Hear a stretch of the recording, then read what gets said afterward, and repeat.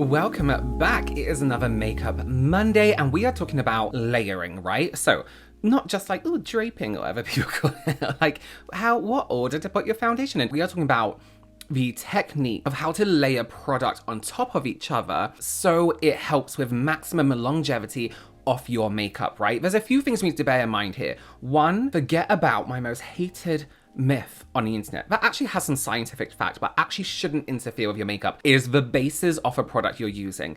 Forget about whether your primer is a silicone base or a water base or an oil base. Forget about what foundation base doesn't matter. If you're using the correct amounts, they shouldn't interfere too much with each other. As I always say, for me, silicone, dimethicone is where you want to watch out that you're layering too much of that one thing, because then it gets a little bit slidey, a little bit slippery, and not everything sits well on top of each other. But again, we shouldn't be using so much that it interferes with our makeup. And this is where I think people are going wrong with things that are interfering with each other's thing. We're using too much of something or not enough of something else. They're layering it incorrectly. A cream product they use in their face isn't lasting long enough. They're not prepping their skin correctly. So this is exactly what we're gonna do. I'm gonna show you how I would prep a mix of actually my skin if I'm going to wear makeup, but also a client's skin if I want, let's say we're doing a bride, if I want their makeup to last the whole day, maybe with a few touch-ups here and there of powder, which reminds me I need a setting spray. So we're gonna do small layers at a time. Now listen, small layers or a small amount of product, minimal amount of product, doesn't always mean you can't achieve a heavier finish, right? But it's building up and layering. We're starting from skincare. I'll go through that super quick. Into makeup. We're not doing lips and we're not doing eyes. We can do that another time. I've already done lips last week. Let's get straight into it. If you haven't already, please do subscribe. This is a new, I wouldn't say new series, but I want to dedicate every Monday to educational makeup content that I know a lot of you are here for. Not the majority of you, but from looking at my analytics, but I know a lot of you are here for it. And I love doing it as well, because I can talk and talk and talk for hours about makeup. I'm gonna tell you when to switch something up depending on your skin type, right? But let's just start with the main thing that I think everyone misses out with their skincare before their makeup: toner. You need to tone your skin. Oily people, especially people with more of a textured layer on their skin. The Tear Milk Skin Toner, this is a mini one. This is especially great for people with dry skin anyway, because it is a toner, but it's almost like thicker than a toner. It's almost like thick water. I like to use toners with my hands, get it on the face first. I've done my eyebrows by the way already as well. And you can, things with a toner, right? You can instantly feel, after you've washed your face and then applied a toner, you can instantly feel the difference in the texture of your skin. Now I'm gonna focus pressing that toner in around my nose area here and on my cheeks here, and also the middle of my forehead. We want to apply it everywhere to get that texture of skin even across the board, right? But especially on me, where I am I don't know why I do that, sorry, I'm just trying to get the product from my palm. Especially on me, where my texture on my skin is the middle of my forehead, down my nose, and on my cheeks here. That's where most of my texture shows up when I apply foundation, when I apply powder. So I'm really focusing on pushing that product into the skin. Onto the layering part of this, what's going to be really prominent throughout layering our products is making sure that every single layer, and I always say this, becomes part of the skin. Now, what does that mean? For me, when a product becomes part of your skin, it means it isn't just sitting on top. It means that you can touch your skin and it isn't transferring off onto your fingers. So by pushing and pressing skincare into the skin, it's becoming part of your skin. We don't just have a layer on top, because that layer is gonna be detrimental. What is that word? You know what I mean, to my makeup later on down the road, right? Toners on.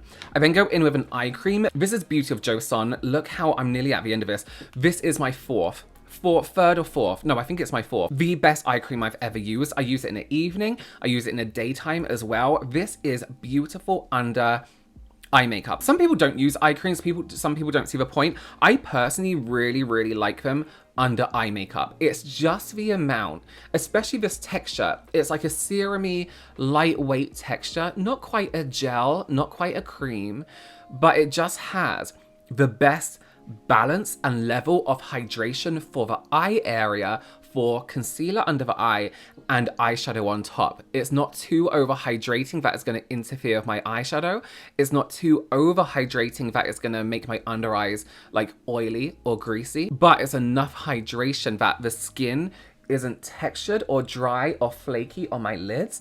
And it's also the right amount of moisture that my under eyes are being hydrated, which is key to making it last, to making that product under the eyes last a little bit longer. And also gives that little bit of a plumpness under the eye to where any fine lines aren't gone, because that requires surgery, but are smoothed out.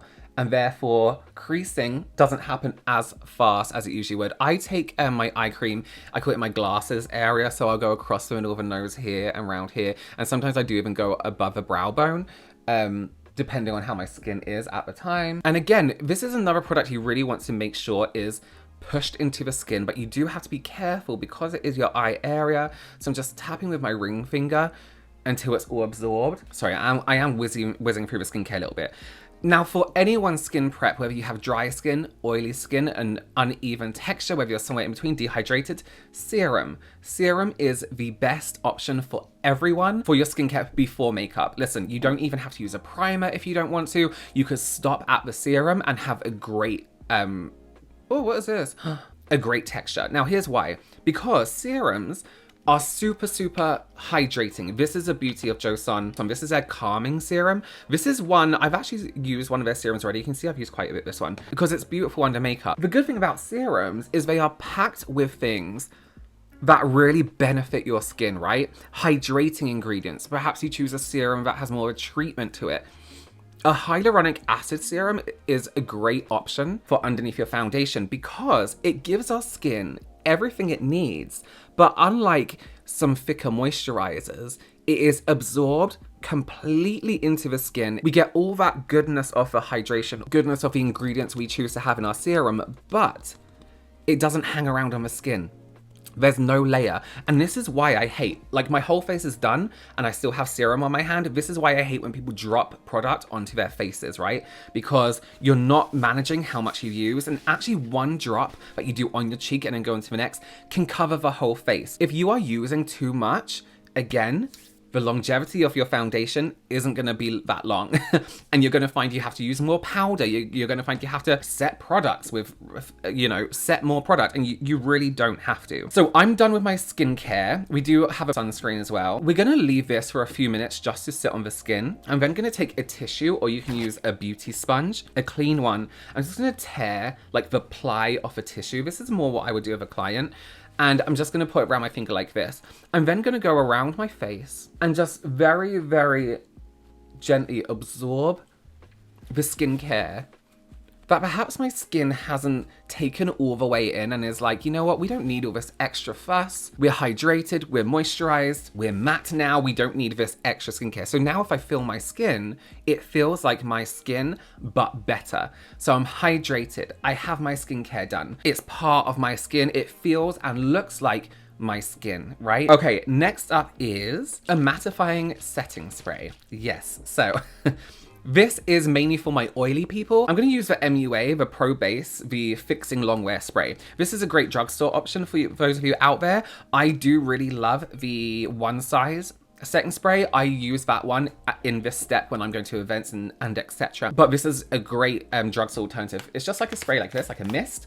And I'm going to pretty much drench my face in the mist. Now, if it was more of that like alcohol-y spray, like the one size one, I would just do enough that my face feels covered. I don't want to wet my face completely because then you can run into some texture, like some dry texture. The product might sit in your brows, it might sit in your lashes, facial hair you have, you know. So, but with a spray like this, I am just gonna drench my face. Oh, it's nice. It smells like cucumber. And then I'm just going to dry it with a handheld fan. You don't have to do this. You can just flap a piece of paper. While I'm waiting for that to dry, let me just explain why I did that, right? I'm a big believer in stopping you probably heard me say this a lot recently, actually, in stopping the cause of a problem before it becomes a problem, or slowing down the cause of a problem before it becomes a problem. A lot of the issues we have when our makeup breaks down can be a few things. For oily people in particular, or people who find their makeup is broken down by oil, the problem is our oil, right? I mean, it's great for our skin, but for our makeup, not so much. our oil comes from within the skin. So I believe in putting down a barrier that slows down how much that oil can affect our makeup, right? Because if I put a foundation on, if I put a blush on, if I then put on like a cream highlight, I'm gonna sneeze. So if I'm putting on all these cream products, liquid foundation, and I have oily skin, and then I set it all with powder, right? All I've really done is made a mask over my face of product, which is what makeup can be half the time, right? It shouldn't be, and we'll talk about that. And then I set that mask with setting spray. What I would rather do is create a barrier before that mask of product so that the oil coming through to the barrier even gets stopped and slows down or spreads out evenly so it doesn't interfere with our makeup on top. Stopping the issue, and this is a tried and tested things I've done with clients, brides, models, myself, who is extremely oily. Stopping that issue before it becomes an issue is much better than having to put on more product. You don't compromise the texture of product, you don't compromise the color of product, you don't compromise your skin texture. I'm gonna go in with my weird half a tissue again and just tap over. Now, if you have a drier skin and how your makeup that breaks down comes from the dry texture of your skin, a silicone-based primer is good to use on those individual areas. So something like Professional, I know it says it's for dry, oily skin. I hate them on oily skin, but silicones almost create like this new layer of skin that can slide across drier textures. Okay, sunscreen. Depending on the sunscreen you're using, it will go on before or after our spray, right? So there's two different kinds of sunscreen, chemical and mineral. One of the sunscreens, oh my God, I can't remember now off the top of my head, needs to be able to get to the skin to work, and the other one not so much. So depending on what sunscreen you're using is the order you'll put that in. One I would recommend for underneath foundation, which is beautiful, and the highest protection is from Bloom Effects, right? This is a Tulip Juice sunscreen, sunscreen serum, oh my God, SPF 50, but look at this. It is the most beautiful serum-esque, non-invasive sunscreen, and it just has a stunning glow to it. Blends incredibly well on the skin. Let me I'll put some on now for you. I'll put some on my forehead because my forehead doesn't seem to be that problematic.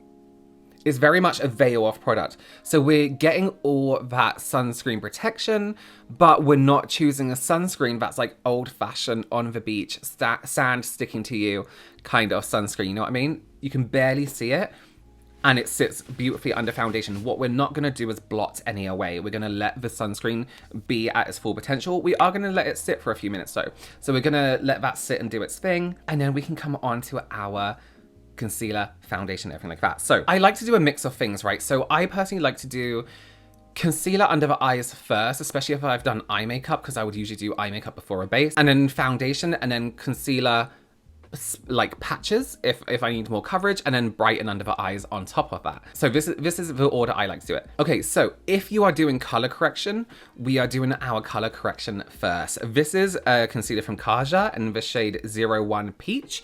So it's a peachier shade for under my eyes, and I'm only applying that in, I'll do one eye first so you can see the difference. I'm only applying that in the areas where I actually need it. So I'm not just going wild under the eye and applying color corrector absolutely everywhere. I'm going to focus it in the areas that are actually deeper and need more coverage.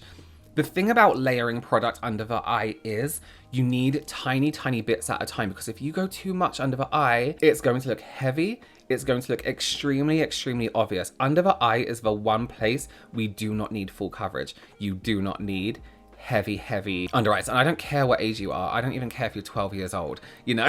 Everyone has the same delicate kind of skin under the eye. Some people, yes, it might be a little bit more delicate now they're a little bit older, but if you pile too much makeup on anyone, it's going to make their under eyes look creepy, right? So that's the very slight, subtle color correction. That's all I need. A little bit of a help and a boost with that peach. Then I'm going to go in with the shade that is my skin tone, or the shade I prefer to use under my eyes, and I'm going to go over those areas I color corrected first and tap my concealer into those areas. Reason being is those are the areas we now want to cover up a little bit more. So we're tapping.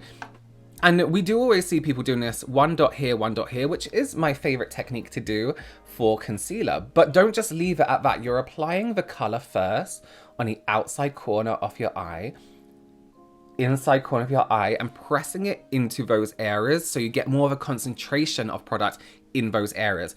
With what's left of my finger now, I'm going to take the whole way across. Now, if you have dark under eyes the whole way across, then absolutely go for it the whole way across. But layering your product correctly and efficiently means being thoughtful about where you are applying your product. So that's my under eye. So that is stage 1 of the eyes done. And I'm just going to buff it all together with a brush.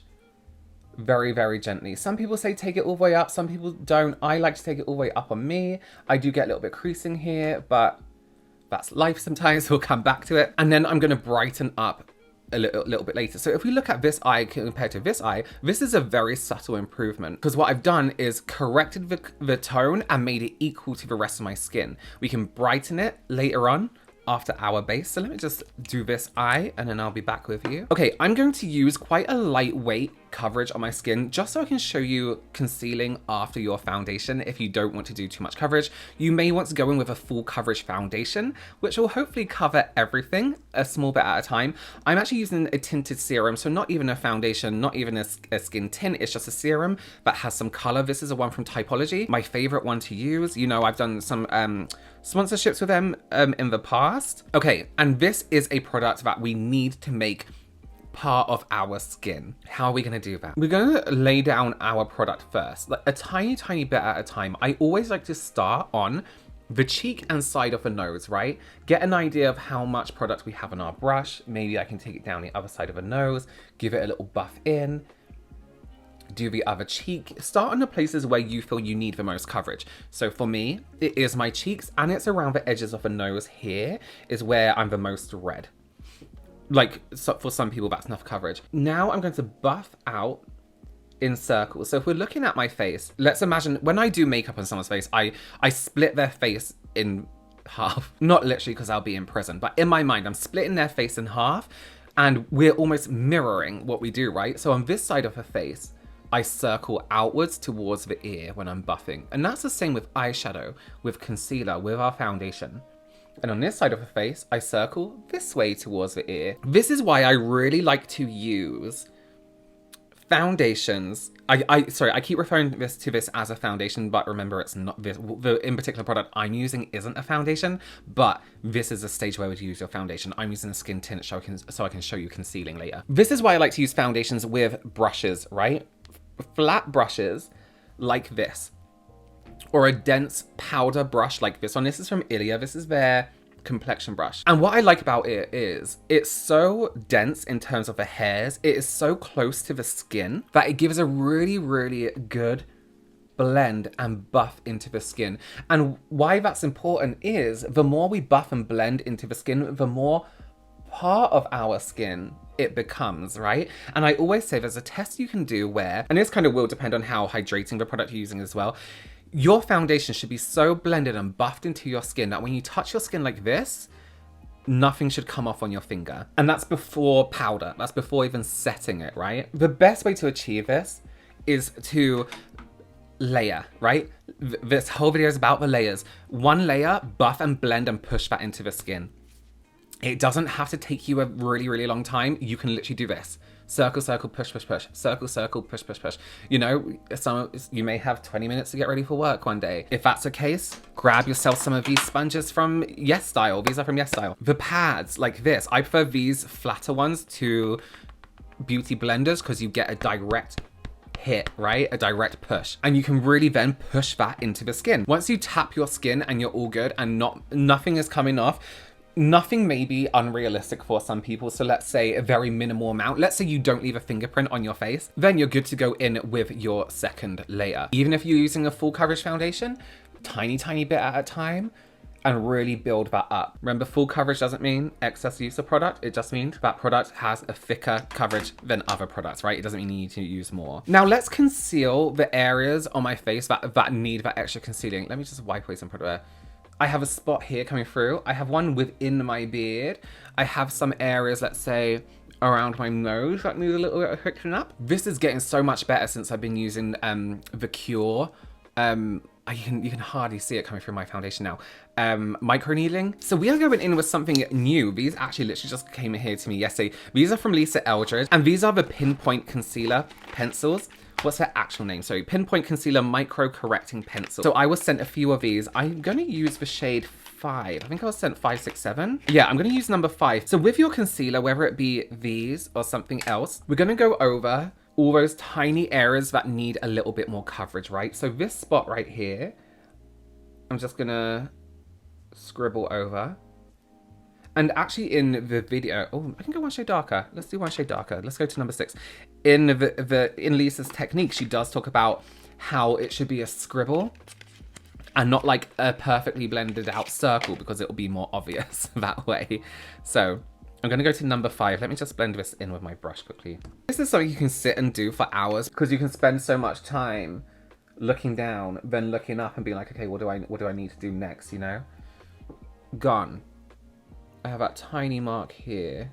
So I'm scribbling and then blending with my finger. If you're using just regular concealer, just tap a little bit on and then blend out. I'm actually going to do almost like a cross-hatch section on my cheeks here, because that does often show through some foundations where my sun damage kind of comes through. So I just want that tiny bit more coverage on my cheeks. And what's good about doing your concealer after your foundation is you can see how much your foundation covers first and then go in with your concealer afterwards as your backup, right? Because foundation is going to give you some coverage. If we're putting down concealer first, then foundation, you could potentially be using much more product than you actually need to. And you know what I say? Excess product ruins the longevity of your foundation. So by using concealer after foundation, we're letting our foundation do the bulk of the work, and then our concealer is going to have our back and do like a little bit of extra coverage. And notice I do use a mix of brushes and my fingers. Fingers are great for layering product because you get much more of a natural finish. Oh, there's a massive spot coming through. I just drew over it and felt like the bump. You get more of a even, what am I saying? What was I saying? Oh, you get your body temperature involved. You get more of an even coverage. The product just sits nicer. I have loads of broken capillaries here on my nose, which I'm going to cover. That warmth and that blend. And with your finger, you can make your concealer part of your foundation, part of your skin, by really pushing it in with your finger and also not compromising the coverage of your foundation. I just need to say here as well, some people have asked me a lot about my nails. I've only just started to do my own gels, probably as unadvisable as that is. I'll link what I use below. If they're super shiny like this, it's a gel and it's by Gel Monster. And I'll put the exact shade below. If they're not as shiny as this, and they're obviously not gels, it's a product from Romand, and they're really beautiful, really stunning, just normal nail polishes that aren't gels. So it depends if I'm letting my skin breathe or not. I need to redo when this one's chipped. But yes, I'll leave what I use down below. I'm by no means an expert at nails at all, and probably shouldn't be doing my own gels, but I'm safe, and that's all that matters, right? Let's add a bright shade under our eye now. Some people like to do this after complexion products, and some people like to do this after blusher, bronzer. I personally don't like to. I just like to get the base down and done. So a tiny bit of brightness in this outside corner is always nice. Top of the cheekbone. Again, with a brush that is stubby and flat. This is from MUA Academy. Love, love, love their brushes. And not under the whole under eye. I like to do on the inside corner here and in these, what are these called? Nasal labial folds, aren't they? I think. And just add that brightness. You can see where I've added the brightness there. Make sure that's even across. Take it out no further than the inside edge of your iris. And again, tiny, tiny amounts at a time. I like to, with this step, I like to get down the color and I like to get down the shape, I guess we can call it, or like where I'm applying it first. So you notice I'm not blending it in basically just yet. I like to make sure I've like evenly distributed that color. And then I'm gonna go with my finger and do a mix of a finger and brush for blending. Again, why finger? Why are we pushing? Because everything has to be part of everything. I don't want to see a layer of concealer here, a layer of foundation here. I want it to all look like one veil of product or one layer of product. It doesn't have to be a natural veil, it could be your full coverage, but I want it to be one layer that seamlessly blends, even if we're changing the color of it across the face. So when I'm satisfied with that, I like the way that looks. I can tap around here and I'm not interfering with the texture. This is the thing now, if we had dropped all of that product on our face or just did layers and layers and layers and didn't rely so much on the blend of it, but setting it, we would have these horrible textured layers that just don't look right. You know what I mean? Okay. We are going to use a mix of powder and creams because you can do it, right? You just need to be very aware of what you're doing for our contour, bronzer, blush. So I'm going to go in with the MUA Academy Golden Hour Face Palette for my contour and bronzer. I'm going to use this shade as our contour because it's a little bit grayer and this shade as our bronzer because it's bronzier. You would have heard me say this many, many times. Contour is around the outer edges of the face if we're not doing the nose. So contour, blush, and bronzer should and shouldn't touch, right? So your contour can touch your bronzer, but your blush shouldn't touch your contour. And then your highlight shouldn't touch your bronzer. So reason being, contour should have that grayer undertone to it because contour is mimicking the shadows of our bone structure. Whether we're enhancing our natural bone structure or whether we're creating a new bone structure, it's mimicking shadow. So true contour tones have a grayness to them. That doesn't mean they're completely gray, but they're cold. They have a coldness. If you put something down like a blush, let's say that's purple or pink, or a blush that has almost like warmer blushes, it's going to look ashy. It's going to create this gray tone and you're going to look muddy, right? So contour first. Let's put our bronzer almost like half on top of a contour, just here. So we're bronzing on those areas. So we're half bronzer, half contour. I'm actually going to take the bronzer up around the hairline, just to give a little bit more warmth in those areas. Now we're going to lay down a cream blush. I know, crazy cream on top of powder. I'm going to go for this deeper one here. This is from Fui. This is a shade Rose. No, it's not. It's a shade Rosy. No, it's not. It's a shade Talk from this palette. RS01 is the shade name. And we're gonna allow that to touch our bronzer again, but not our contour. And then our highlight is gonna go over this, but we're not gonna allow our highlight to touch our bronzer for the same reason we don't allow our blush to touch our contour, because we're gonna get that weird ashy shade. But our highlight can absolutely go over the top of our blush. If the product is a cream, we are tapping it until it is part of our face. Now, I'm not going to set this with any powder. I'm not going to enhance the color with powder. I'm just going to leave it how it is because I've done enough skin prep to make sure that that doesn't get ruined throughout the day. Last but not least, we are going to do a highlight, and I'm going to use a powder highlight on top of the cream. And this is again from Fui. This is one of their new highlighters. This is Royal Topaz. And with this one, again, it's a powder, so I'm going to use a very small brush like this. And we're going to, and just a reminder, we're not letting that touch our bronzer. Now, I like to put highlighter down first. Get where I want to put that highlight. I'm going to use the same brush we used for our blush. This is the Refa brush that we did with Alexandra Arnell, but sold out almost instantly. They should bring it back. They need to bring it back because it's such a beautiful shape. It really is. Done. I'm touching my face. Nothing's coming off. Nothing's coming off. Just to be doubly sure, we are going to put down powder. Right. Powder. Listen. You can use a brush, a powder brush, or a brush like this really lightly and dust it in those areas. I do like to push things into things. One of my favorite powders to use at the moment is the Kosas Cloud Set. You can see I've hit pan on this one already. Probably one of the only products I've hit pan on in a really, really long time. And I'm going to take, this is from Trigwell Cosmetics. I'm going to take a big powder puff like this. Sorry, it's got loads of powder on it. And it's almost like that velvety, it's not velvet, you know what I mean? Like puff material. And we're only going to use this part of the puff. So I have this finger next to my thumb in it like this. And I'm going to use my other finger here and my thumb to wrap it around my finger. So I have like this space. I don't know what I'm saying. And actually, I really love these puffs from Trigwell because oh my god, how many do I have? I have all of these. I have the black ones too. I think these were limited. The black ones are the same thing, just black. And I'm going to go into my powder.